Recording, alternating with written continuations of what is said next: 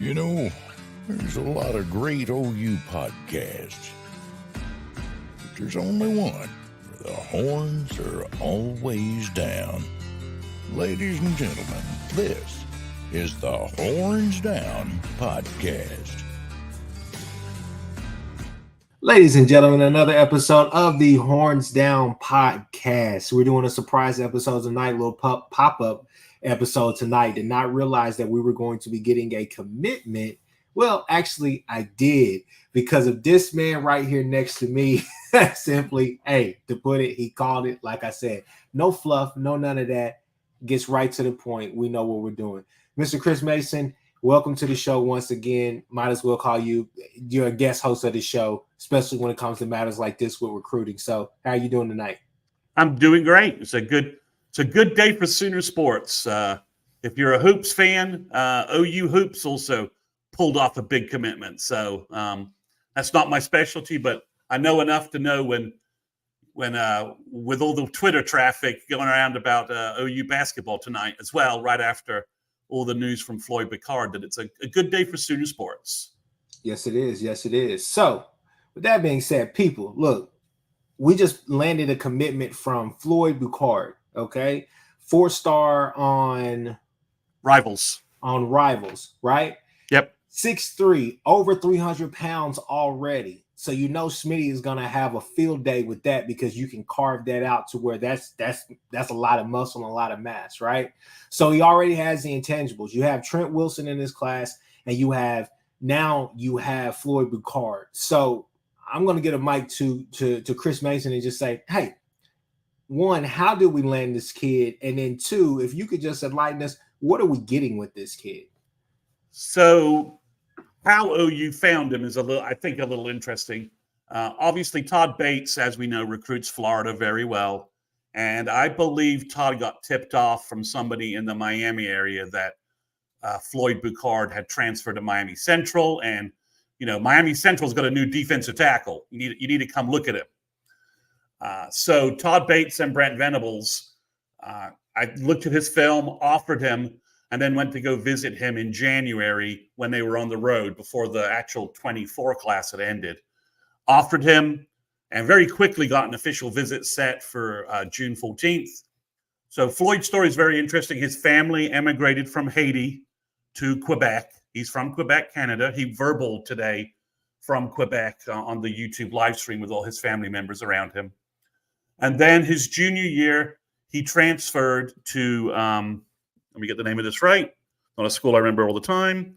He transferred to Mobile Christian High School in Mobile, Alabama. And basically was an exchange student there and played high school football there. And last year for Mobile Christian, which I don't think I've never heard of really before.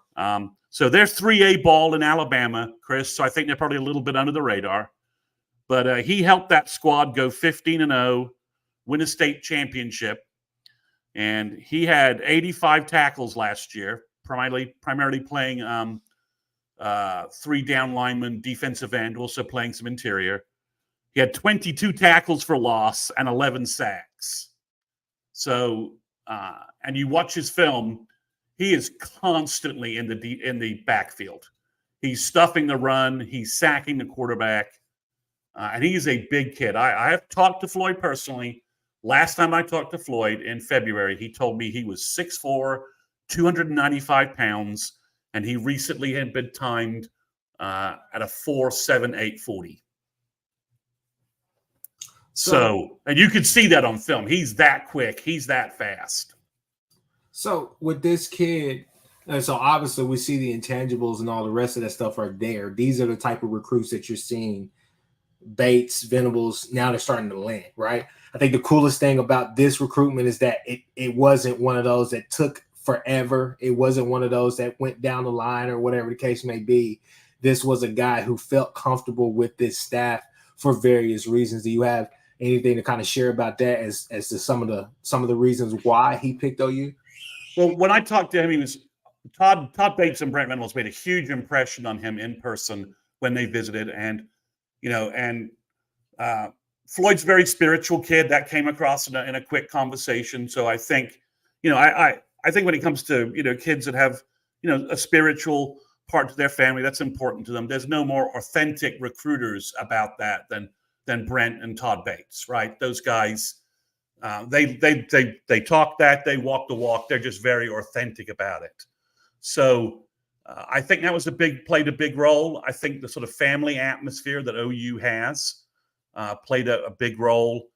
The soul mission, and I think for Floyd, when you emigrate from another country, and you're traveling long distances, a family atmosphere is kind of very appealing. You want to make connections with people that are real, right? So I think that would played a big role. It allowed OU to overcome. He went to USC, and USC really thought they were getting him. So in the interim, Georgia offered this kid, Alabama offered this kid, USC, everybody. He went to a rivals camp in February in the Miami area, Chris, and just dominated everybody. He was the defensive line MVP, and everyone was talking about him like, this kid's huge, he's fast. Who is this kid? Where did this kid come from? So Chris, he had over 20 offers from, LSU, Oregon. Again, when UGA and Alabama are offering a kid, that says pretty much all you really need to know on defensive line. So he became a lot bigger player with a lot more people interested in him. USC had a great visit there. I think, they probably put on the Hollywood, LA glitz and glam kind of visit for him. And he kind of, and they did the pressure verbal thing, which we know Lincoln Riley does, right? Pressure, get the verbal, then hang on for dear life.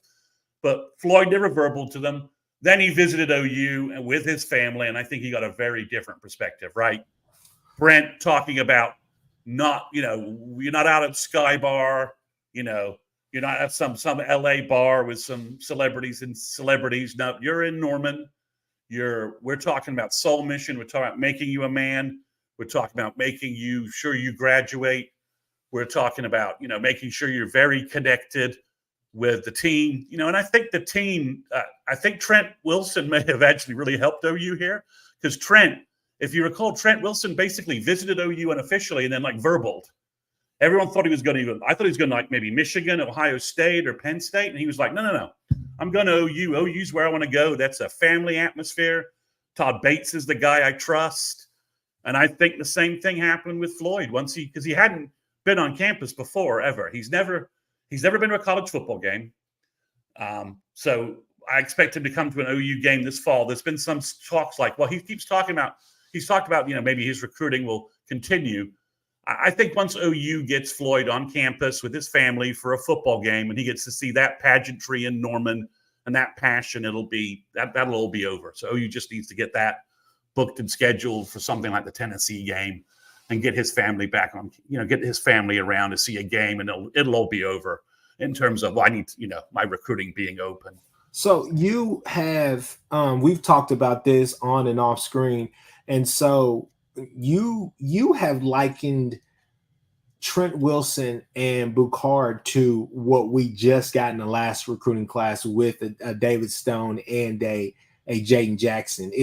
Are you still standing firm on that? Are you still thinking that? Because I'm trying to give Sooner Nation really just an idea of what they're getting, not only with Trent Wilson, but now landing this kid here, the Boucard kid, and getting those two together. I mean, what are we getting? How excited should we be about these two? Because I'm not going to lie, Trent Wilson is a big deal. Floyd Boucard is a big deal. But at the same time, I don't think they had necessarily the drama or the publicity as the David Stone, the Williams Ranieri, the Nigel Smiths, guys like that. Yeah.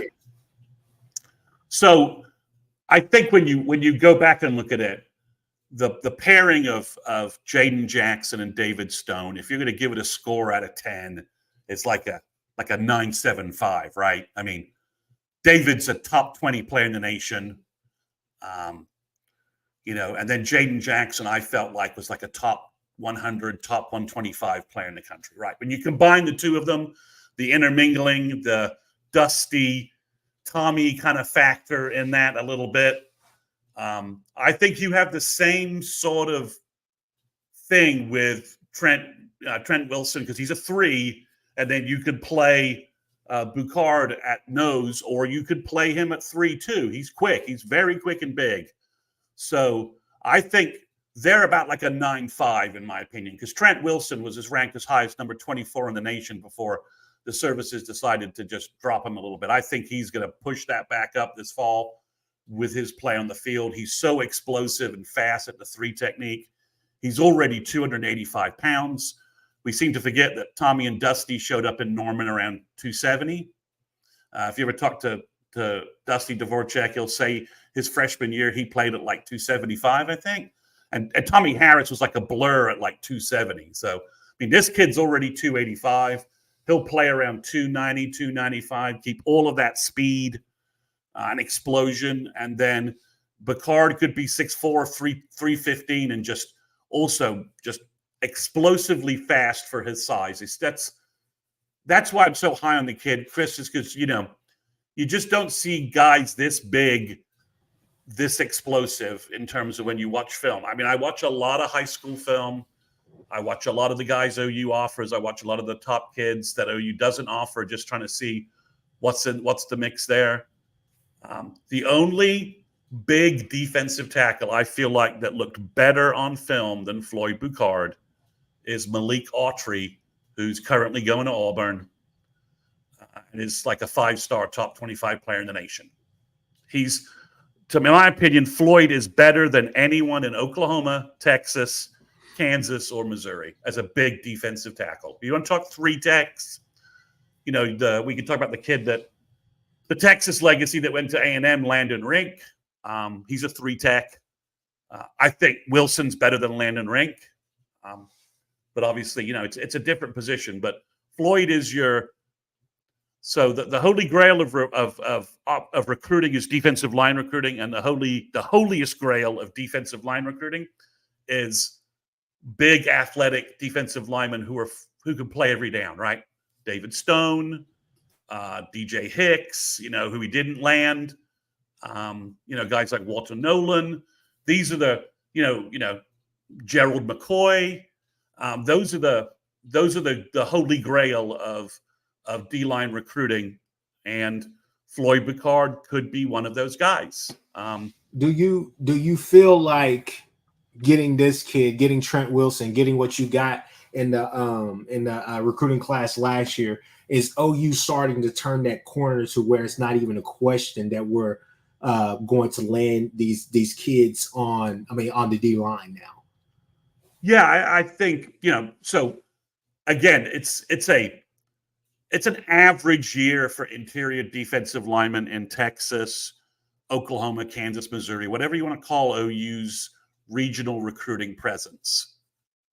To go to Maryland, the DMV area, and then Todd Bates, elite Southeastern recruiter, knows guys all throughout Alabama, South Carolina, and Georgia. For him to find Floyd Boucard, offer him when he only had a scholarship offer to Boston College, OU was like the second school to offer him. First Blue Bud, second real school to offer him. Boston College knew about him, probably because of, I don't mean this, I'm going to jokingly say it's probably due to some, super secret Catholic recruiting service connection that they and Notre Dame have.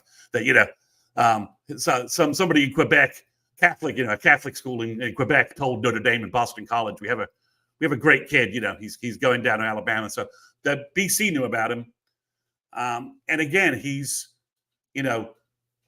So obviously the first sort of, if you want to jump into comp, the most obvious one we want to kind of jump to because it's just fun is Neville Gallimore, right? The last big Canadian defensive tackle we got, right? But, so you think he could be that or better? Well, Neville's what, 6'1", 3'8", 7'8", 6'2", 6'1", 290, maybe around that range. Great burst, right? Well, so imagine Neville Gallimore being coached by Todd Bates and developed by Schmitty, right? For 4 years, right? Yeah, we think that's a very different Neville Gallimore than one we got, right? All credit to Calvin Thibodeau I think Calvin's a good guy, but I don't think he's the same quality and didn't have the support around him either that Todd Bates has in terms of developing D-line, right? So that would be different. And then again, he's 6'4", 310 right now. And if he's, imagine Neville Gallimore at 6'4", 310. Now, if I'm imagining that, and then I'm imagining the guy who developed Christian Wilkins and Grady Jarrett and those kind of guys, if you give him 6'4", 310 pounds of, sub 5'0" defensive tackle and Schmitty to develop, I'm having a hard time thinking this is not a day one, day two ceiling defensive tackle. Yeah. Hey, real quick, everybody that's in here, go ahead and like, subscribe, do all those things. Look in the bio, follow Chris Mason. Let me see. I put it up here earlier. Follow Chris Mason on X. That's going to be the best way to get to all his stuff. But I put it in the bio. The Sooners 360 Twitter as well. That's right. Yep. And I put the Sooners 360 Patreon as well. So definitely just a quick plug. Go ahead and check out all of that stuff. But like, subscribe, do all those different things right now. Hit that like button. So with that being said, no, I mean, I just feel like you're turning the corner because it's not necessarily a question. It's not a drawn out battle now. You're not having to, we didn't have any drama with these recruitments. Now, will Missouri or somebody try to come in with a bag? I'm sure that they will. I'm sure that they're going to continue to try to recruit this kid behind the scenes. But at the same time, you feel really good with where Todd Bates and company are, because I think it means something, especially whenever they come and find you. And I think one thing we haven't mentioned yet about Boucard, and we'll move on to some of the other kids as well. But one thing we haven't mentioned about Boucard is that not only did UGA, Alabama, and other, what we would consider high-profile schools offer him, but also he was down there in Miami, right? So the whole thing is that we got him out of Florida. Yeah. And on top of that, we beat out some other SEC schools as well. So, I mean, that's huge. Well, it continues Brent Venables' long running streak of shoving Mario Cristobal in a recruiting locker. I mean, that's Jaden Jackson, that's Devon Mitchell, that's David Stone, and now from his own backyard, sort of, that's Floyd Boucard, because obviously Miami wanted him. Now, Miami folks will tell you, well, we went in a different direction. We're focusing on some other guys. And Georgia, Alabama might say the same thing. Alabama is probably trying to sign Justice Terry, the mutant freak defensive tackle from Georgia. 5-star, he's the David Stone. He's the David Stone of this year's class, basically top 10 in the nation, 5-star kind of guy. So they're focused on that. I don't know who Miami's focused on. It maybe it was Jaquez Carter. Well, Ohio State just beat him for Jaquez Carter. Now they just lost Floyd Boucard in their hometown. And again, like I said, everyone's like, well, it's Miami Central, which is a feeder school to Miami. But the guy, I'm like, the guy's from Quebec. He's not from Miami. He's down there as an exchange student. And I think to amplify that, he wasn't in Miami making this decision. He flew home to Quebec to make it. So I think that tells you all you need to know, that Miami's not his base. It's just a current landing place. And I don't think, it's his development spot. It's not his hometown. He's not from there. So, I think OU will make sure that they have a NIL package, ready for Floyd, to make sure that no one will just sweep in and offer him something. And again, he felt very connected to Todd Bates the entire time. Like I said, I didn't have like an hour-long talk with him, but if a kid can in 15 minutes tell you how much they're impressed by and how much they want to play for Todd Bates, he did that in 15 minutes with me. You're on mute. How am I on mute? Oh, my gosh. Anyways, what I was going to say is, hey, man, I feel really good about this. This is great. I know we've talked about this a lot. I think this right here, Todd Bates shows how good of a recruiter he is. I think it's time that we start giving him some nods, because they're doing exactly what they want to do. They want to build this defensive line, not through the portal, but through the high school ranks. So the whole thing is it's cheaper. Yeah. It not only is it cheaper, but at the end of the day, guys, you have to do that to have sustain. I mean, Dominic Williams is going to be great, right? Yeah. We think he's going to be great, but we're probably only got him for a year, right? Whereas we're going to get Jaden Jackson for 3 years. Yep. Right? We probably get Floyd Boucard for 3 years. Trent Wilson for 3 years. It's just different. And we talked about it, and Chris, the 2026 D-line class is already rolling in, right? They have the Sooners Under the Stars event next week. And one of the kids that will be there next week is Tank Carrington, free technique from Vegas, from the Baltimore area. And he will be on campus, and he's in the top 30 5-star ranking by most of the services. So you're already seeing that. And the summer camp had a lot of D-line, talented defensive linemen in it as well, surprisingly so, because they don't usually get talented D-line at summer camp events. Not that they offer. They had the big kid from California, Joseph Terry, and then they had the kid whose name he's from Colorado. He's a Polynesian background. His nickname is T.I., and that's because I don't want to butcher his name. But he's 6'3", 320. So all of a sudden you've got, then Taj Overton from Owasso, in-state, really good-looking defensive tackle. So, I'm just rattling off names already. 26 has already been building. It's not like Todd Bates has been so focused on 25 that it's now time to turn the page. What do? I've got all my guys set up. I'm starting to get guys on campus and I've got targets ready. So this is how you end up with the Clemson D-line, right? You stack class after class after class. And we just need Ashton Sanders or Marcus Strong, one of the two to hit, right? To be a contributor for OU, and that would be good. That was the 23 class. Should have had DJ Hicks in it by all rights. And if it did, then we'd be talking about, you basically had three, you have 3 5-star defensive linemen, 2 tackles. But I love this guy, Boucard, and I love Trent Wilson. So I have personally moved on from that, but never say never. So and let's be clear, it's not like Todd Bates lost that recruiting. He won the legit recruiting battle, right? And then all of a sudden, A&M just freaked out over what was happening with their season and threw a massive bag at him and arranged his dad to get a high school coaching job and whatever else they need. Let's not rehash all of that. Let's not. All right. We're done.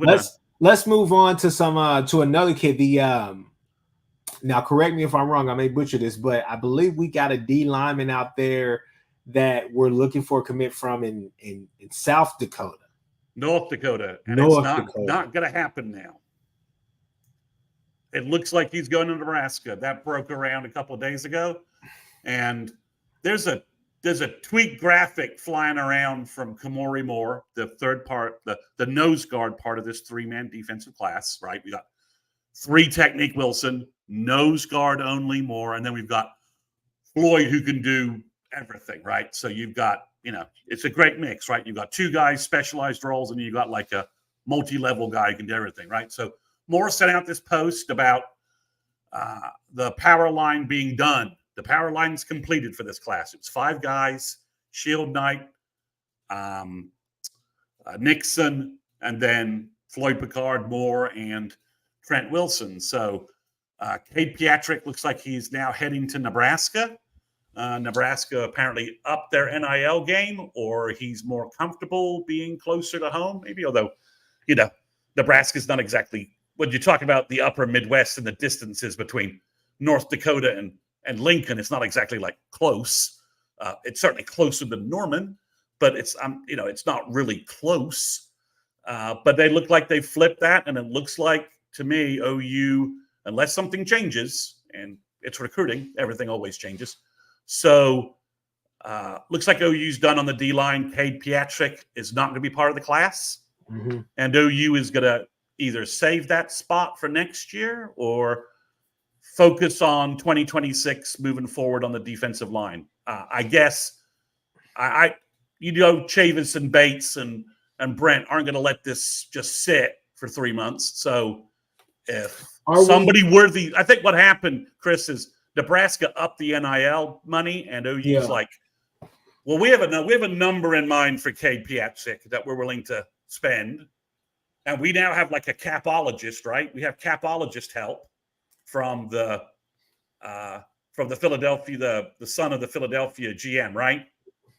That they just announced that relationship, right? So OU maybe new GM Curtis Lofton and these new people who are helping him. Yeah, they said, well, Nebraska's offering this in NIL, and those guys said, yeah, that we shouldn't match that. He's this guy at this point in time is not worth what Nebraska's willing to offer. So let's just move on, right? We've got O linemen we need to get. So let's save our money and move on. So Stephen G says, do y'all think we offer any late D-line evals? Well, late D-line eval tough. It's rare. I mean, every once in a while there's someone like Jeremy Beal who sort of popped out of nowhere. But that was also like 20 years ago. Late D-line evals are tough. I think decommits. Remember when we got Reggie Powers last year, right? OU needed another big safety, and they got Michael Boganowski. But in the process, when they weren't sure they were getting Boganowski, Reggie Powers became available because of the Michigan State, meltdown. That's the situation I would look for, right? That OU is keeping an eye open, and if someone decommits from somewhere that they really like, that would be worth the NIL package they maybe would have to expend to get it, then yes, I could see OU bringing in another defensive lineman for an official visit this fall in that instance. But the late evals tend to be kind of athlete types generally. I mean, other than Bill, when because offensive lineman, a kid puts 15, 20 pounds on junior to senior year, right? Kids physically mature and just all of a sudden look very different from their junior to senior years, especially when they need to shove and push people around, right? Mm-hmm. So I think late eval's more of an O-line thing, an athlete thing. The guy, they've only really made a couple of true late evals if they didn't need to. And Taylor Heim was one. The kid, I think, is he from Bethany? Is that right? Taylor, out of Bethany, and then the other kid, Taylor Wine from but they lost the commitment, right? Because if they had Vasic, right? Yeah, because if they had signed, if they had kept the Vasic verbal and gotten DJ Hicks, then they wouldn't have gone out and gotten Taylor Wine, Ashton Sanders, and Marcus Strong. They did that because they had lost those commitment battles. So if somebody decommits this fall, and to date, right now, the only real decommit I see possibly happening is a receiver. Mm-hmm. So I think a late eval at maybe line. If they get the Jones kid at linebacker, then linebacker's done, safety's done, cornerback's done, defensive tackle is done. And I would say that if the right defensive end comes back on the market, or they do find a kid that they do make a late evaluation, find a kid they offer, or they decide to offer some kids verbal elsewhere and say, hey, we're willing to match the NIL package. Why don't you come to Norman for a visit?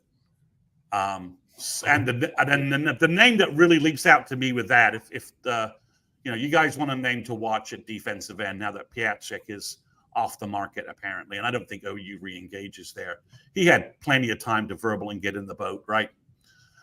He was supposed to, he visited the June 8th, and everyone said he was going to OU, and then we waited. We've been waiting over a month from the verbally commit. He just didn't pull the trigger, which should have been a sign something was wrong. That's a telltale sign. The name I would watch his name is Demorian Morgan. He's at South Oak Cliff, so I'm still trying to figure out how you didn't get involved in the first place. Because we know Emmett Jones, at South Oak Cliff. His name's Demorian Morgan. He's verbal to Baylor.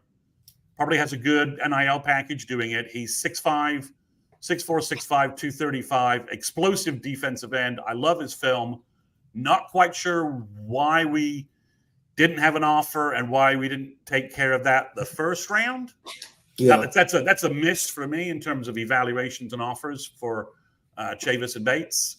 So that's a name to watch. Demarion Morgan. They should have offered him. So Jonah Williams, Bishop Frank is asking about Jonah Williams. He's supposed to be going to the Texas pool party thing next week. Could he show up in Norman as well before or after that? Yeah, he could. Will he? I don't know. And he's supposed to take an official visit to OU this fall. That's what he said publicly in several interviews. Will he actually do that? Again, who knows? Just put Jonah Williams in the parking lot and don't worry about him. If he visits Norman, then we'll start worrying about him again. But OU's got space for him. They got the pediatric open sort of a spot. And he's never taken an official visit to OU, so he could literally show up in Norman for the Alabama game and then verbal right before signing day. I don't know what this kid will do. Exactly. Let's switch gears and we'll end it right here. Well, hold on one second. We'll end it right here. Offensive line recruiting. Yep. What's going on with that? Well, Ty Haywood verbal to Alabama as expected.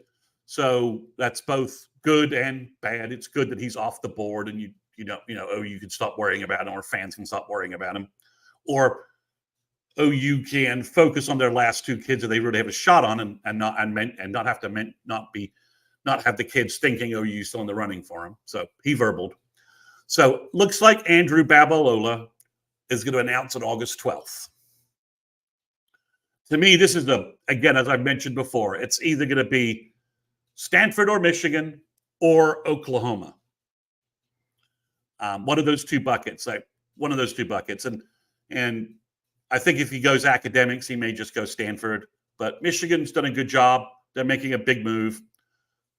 OU's still staying in this. And OU, again, you're asking, what does OU sell? And they sell what just landed Floyd Boucard, right?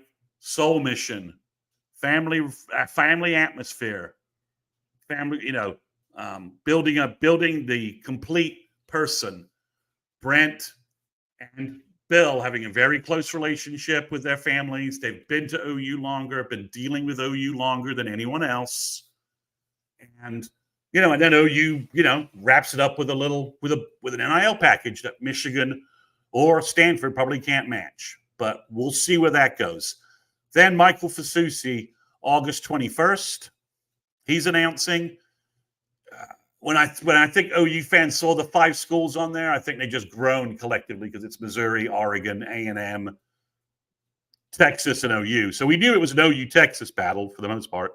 But then seeing Oregon, who's on a spending salary cap spree, it's like an NFL team, like blowing out their salary cap without regard for the next 4 years, right? They're just going to recruit like a madman, and they've lost a couple of kids lately, but they were just on a hot string. LSU obviously has found their dollar package there on a hot string lately.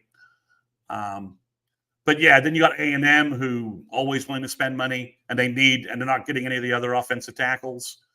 And then you've got Missouri, who has Rogers, which I think should keep them out of the Fasucci mix, but he's listed there. So if I had my druthers, Chris, and trying to put together a positive spin on all that nonsense I just said, I think this is an OU-Texas battle. I think OU beat Texas in June on the official visit scorecard, and that's thrown off everything that everybody believed about this recruiting. Can OU hold that momentum until August 21st? I don't know. And are things going to get weird with NIL offers the week leading up to it? Yes, probably. But if you're OU and you don't get Babalola, then I think you very much are, you're going 0 for 3. You need one of them. So I hate to say that Fasusi's, handler would be in a negotiating strong position, but if you're OU and you can get Fasusi, all's good. We're good. We're moving on. You can need to land another offensive tackle later, but you can do that with some other guys out there, or find and make an evaluation or offer somebody, try and flip somebody. So it looks like so Chris, and I think Christian Jones is also going to decide before the end of the year. So before the end of August. So Chris, by the time OU kicks against, it's Temple is game 1, right? Yes. Right? Yes. Temple on Friday night in August. OU will have decisions from every player that has visited officially one way or the other. So OU, in theory, OU recruiting would be done one way or the other. But depending upon how these decisions go, OU's going to need to backfill some kids and make some more offers and do some other things. I think one thing to keep in mind, people, is that, hey, we still got a season to play. And we do. As hot as Bama is, you got to see is that mentality still there on the defensive side of the ball as far as what they've been doing. Some of those kids came there to legit play for Nick Saban. So the whole thing, you're and play for the Saban type team. Yeah. I mean, like if Alabama's wobbly and losing some games, do all the kids that have verbal to Alabama, are they still in the boat, or are they like, this isn't what you told me this is going to be the same as it was? It's not now. So conversely, Chris, OU starts hot, beats Auburn on the road, comes home. Is it road Auburn, then home Tennessee? Home Tennessee, road Auburn, all right, bye week, and then Texas. Which is nice, right? So you roll into Dallas 5-0. You beat the SEC co-favorite Texas Longhorns, which I'm having a hard time understanding how people have come to that conclusion, knowing that all their best players are in the NFL next year. But regardless, you beat Texas, and then you got a couple of high-profile two home games in the back half of the schedule that you could have some visitors, and all of a sudden, Brent's message of like, we're coming to the SEC to compete. Maybe some kids at some other schools are like, well, I need to give I'm always supposed to visit Georgia, Alabama, and maybe LSU or Tennessee. Well, maybe I need to go visit Oklahoma. We've never been to Oklahoma before. They come visit Oklahoma. Some high-profile kid says, I want to visit officially. OU's like, depending upon who the high-profile kid is and what position he is, but let's just say he's a position that OU you just don't turn down, kids. Could OU get a kid? Yeah. Could better tight end play make the Nate Roberts thing back in play? I doubt it, but you never know. That could that something spin there again? It's not like hasn't decommitted from a place already, so it's easy to decommit when you've already decommitted once. So if Kim Hurst is right and OU is undefeated going in the Mizzou game, I mean, that will make that Mizzou game an absolute. It's going to be a nut house anyway, because Mizzou all of a sudden thinks they're OU's rival. I'm not quite sure where they came up with that, but what is it? 67-24 is the yeah. Not quite sure where that came from, but yeah, I mean, recruiting for 25 in theory is done by September 1st, but I don't think OU is just going to sit around. If they got a couple of spots available, looking at the roster, looking at what's going on in the field, and looking at the top guys, they're going to continue calling guys. Todd Bates and the whole we got a big recruiting staff. They're not just going to sit around eating bonbons for 2025 all fall. Let's what I said that would be the end all be all, but we got about 5 minutes. Let's talk about this 2026 event. So if you would just kind of enlighten us with just some names that you're saying look out for, and then two, just some people that you expect to be there. Just kind of talk about that in just general, if you would. Sure. So the three verbals will all be there: Jaden O'Neal, Jonathan Hatton, and Ryder Mix. I'm not sure what else OU's going to do running back wise. I think they're waiting on Caden Jones to make a decision. So I think wide receivers, you'll see Mason James from Norman will be there, and that's another. I don't know that he's going to commit, but Chris, I think guys like Mason James could fall to OU almost at any time, right? They got so much connection to Norman, to OU. They visited other places. So he will be there. Offensive line wise, it's really great because Noah Best from Midlothian will be there. Katoa, the monstrous offensive lineman from Euless Trinity, 6'4", 360. Sounds like he will be there. It sounds like Felix Oho from where was Adrian Taylor from? Mansfield. I believe he's from the Mansfield area. He's 6'7", 280. He's probably a 5-star offensive tackle at this point. He's gotten offers from everybody. He's 6'7", 280. Looks like an NBA power forward. He's going to be there. Looks like Maxwell Robinson from Kansas will come down as well. And I'm just calling him Primus because his first name is so hard, but it's like Pumalaitai Primus. He's 6'5", 320, guard center. I think he'll also be there. Tank Carrington will be there, the 3-tech I mentioned, 5-star from Vegas at Bishop Gorman. OU's got some connections at Gorman, obviously. He's also from the Maryland, Delaware, Virginia area originally, so OU's got connections there as well. Hunter Higgins, the defensive end from Kansas who camped at OU. OU offer 6'5", 225. That's a kid who could commit if he wants to. Take a spot. And then you've got a couple of DBs and some couple of safeties. You got 3 nice safeties coming in. So there's some good names coming in. I think there's also Brandon Arrington, who I think I've mentioned on this pod before, the stud athlete from California, ranked as high as number 8 in the country. Now, I thought he was a wide receiver, Chris, but Jay Valai's leading his recruitment, so he's going to be a corner for the Sooners. But he's 6'3", 185 with, like a 10.4 100-meter time. He's a ridiculous athlete. So he's also on campus. That's just the guys right now. We'll know more guys will show up and be there. But I think OU will have maybe as many as 25 top 26 blue chip players.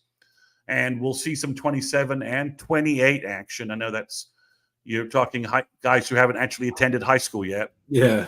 OU just offered a guy from 2028. Todd Bates offered him. This is a guy who has never been stepped foot on a high school football field, Chris, and he's 6'5", 320. I have no idea what his parents are feeding him. Obviously, the poor kid's probably eating him out of house and home. But yeah, I mean, he's 6'5". I haven't watched his tape yet. The offer just came down. It's a 2028 kid. I'm like, can I even see middle school tape on him? And is it really going to even tell me anything? and if he's 6'5", 320, I mean, what is the middle school going to tell me? Yeah, he's huge, and lots of his classmates aren't so big yet. Very, very, very raw. Very raw. Well, I mean, but he's just be massive, right? Like, well, the other kids look faster than him. Well, they're also half his size. They're like 5'5", 120, 130. I mean, they're 8th graders. He's 6'5", 320 in 8th grade.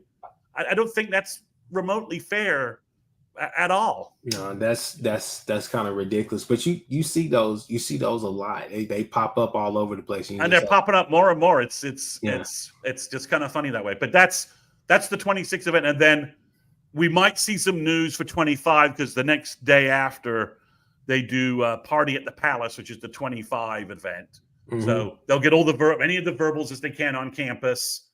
If they could get either Babola, Fasusi, or Christian Jones at that event, that would be huge for OU. That would be huge. That would be huge. I'm excited for what's to come, man. And guess what, people? The season is right around the corner. We got one little bonus question right here, Chris. How many teams that we play against this year do you think we will beat by 14 plus? Let's see. Well, we got the 4 of non-conference. If they're not beating the 4 out of conference teams by 14, something's wrong, right? Yeah. So South Carolina and Norman could be a beat down and cost Shane Beamer his job if he's having a bad year. I think you beat Texas by 14 at the very least. I think you beat them by that much this year. If you beat that, if OU beats Texas by 14, I got all money I can get to Vegas for the next week for UGA coming into Austin and covering. So we going to the casino on this. We're gonna be out there. If OU beats Texas by 14, mentally they will be dog food. And then for Georgia to then to come into Austin, and who's been hearing all offseason how Texas is going to beat them in an SEC championship game, I don't know. So I go, let's go 7. I say 7 plus 14 wins and 5 one score game. 5 one score games. I agree with that. Well, I really appreciate you for jumping on here on short notice. We talked about Floyd Boucard. Hell, we talked about Trent Wilson. We talked about a lot of 25. We didn't give a lot of love to Kamori Moore. First verbal, going to be a really good nose guard for OU. That's his position. That's what he's going to be good at. Yeah.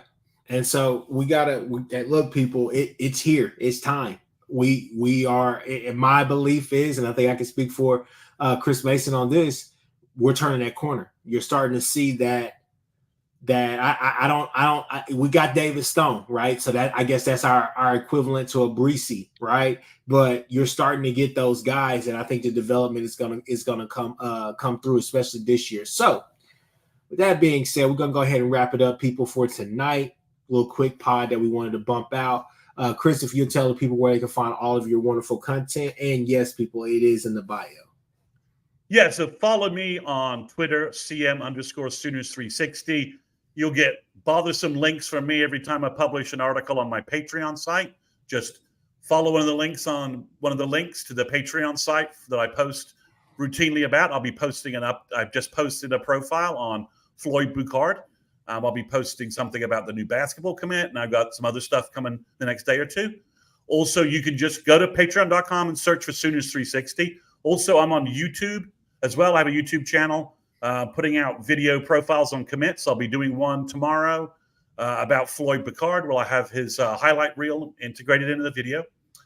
So you can just search for Sooners360 on YouTube, subscribe there, and you can get my podcasts via audio, via iTunes, the 360 Recruiting Podcast, or you can subscribe and get the video version of my pods on YouTube. It's pretty much available everywhere. Yes. Like Kim Hurst said, hit that like button, people. Go and follow. And also with your Patreon as well, how much is the subscription for that? It is only $2. There's also a free trial, so you can give me a free try. And like I said, I'm posting all of my recruiting content there. Usually post about an article every day or every other day. So for $2, you're getting a host of recruiting content. So with that being said, people, we are out. You know, there's a lot of great OU podcasts, but there's only one where the horns are always